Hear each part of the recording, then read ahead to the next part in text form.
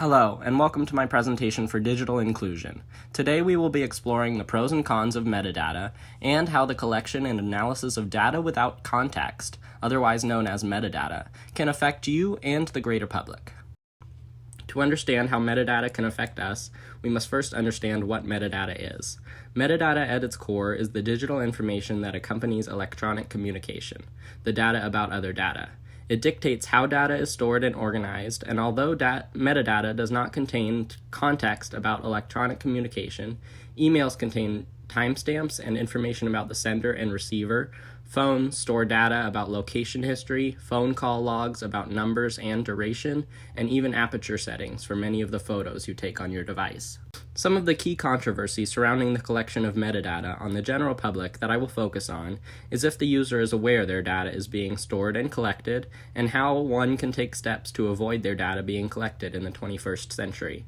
Do companies have rules and regulations that describe how stored information will be shared and secured in their own systems?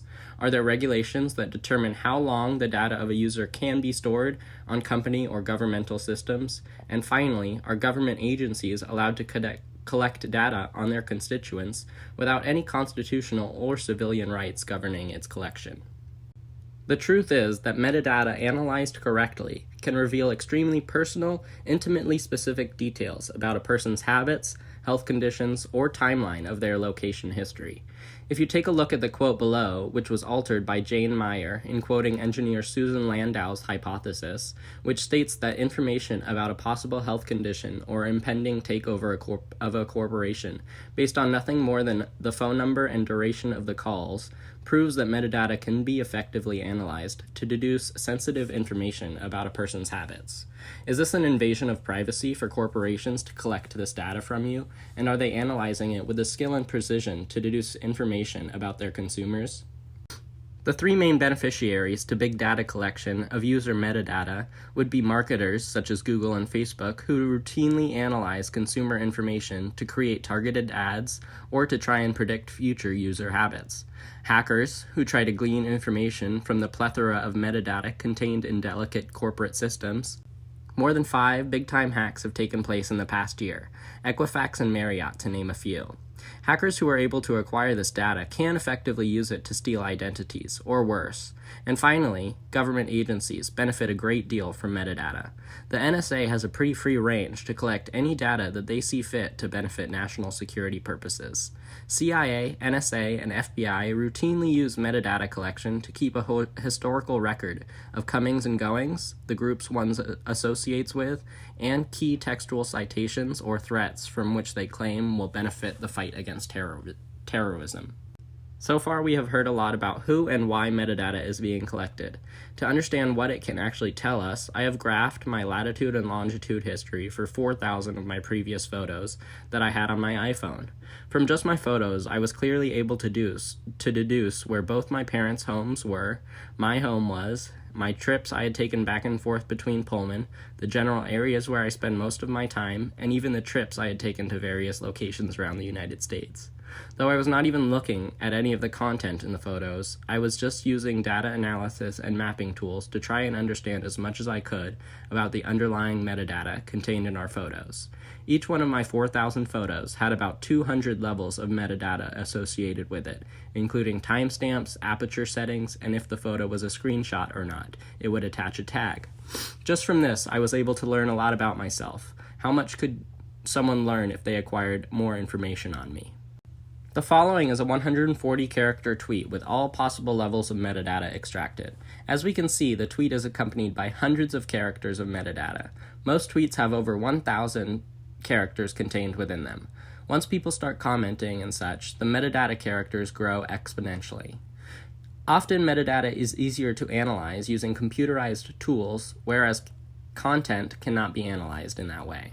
As we look through the tweet, I will point out a couple important characters, including author's screen name, URL, timestamp creation, the user's location at the time of post, number of followers, and the number of tweets of the users. as well as its privacy settings, the user's selected language, whether you are verified, and type of place you could be in, including city or neighborhood. If you just begin to think about what adding up all this information could lead to, you could easily see how strong computing tools could make simple work of large swaths of data from thousands of different users to determine economic, political, or geographical patterns simply from metadata. And when you begin to overlay the when and where of metadata with the who and why of context, then you can really begin to draw increasingly accurate conclusions. One topic that I briefly touched on was the use of metadata in the prevention of terrorism. Former director of the CIA and NSA stated that the U.S. has killed people simply based off of metadata. While on the other side of the spectrum, New America Foundation's Jeremy Malcolm said that research has shown metadata collection provided minimal benefit in combating terrorism and that traditional investigation methods remained the most effective, and that there had been no reported case in which metadata collection helped prevent an actual terrorist attack or helped dismantle a terrorist network. Since metadata collection has been essentially proven ineffective at preventing even large-scale terrorist attacks, if we continue to use metadata as a means of surveillance, then governments should enact laws and regulations to collect data only on those deemed necessary, a term which has not yet been defined as of the 21st century. And governments need to provide a warrant or some type of documentation that they are conducting unknown surveillance upon American citizens. What else can metadata reveal about us that can hurt us?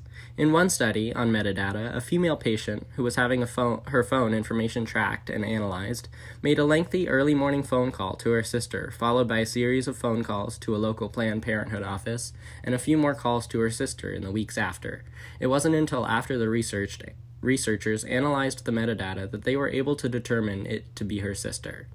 But the ending to the story should be pretty apparent. In 2017, by one estimate, there were over 1.7 trillion photos taken, each with its own share of around 200 characters of metadata. If we could analyze all that information, we would be able to deduce thoughtful conclusions about generalities in frequently visited locations, where people traveled the most, as well as the homes of most individuals. Altogether, the ubiquity of mobility datasets, the uniqueness of human traces, and the information that can be inferred from them highlight the importance of understanding the privacy bounds of human mobility. But metadata is not all bad. It can be an effective form of counterterrorism.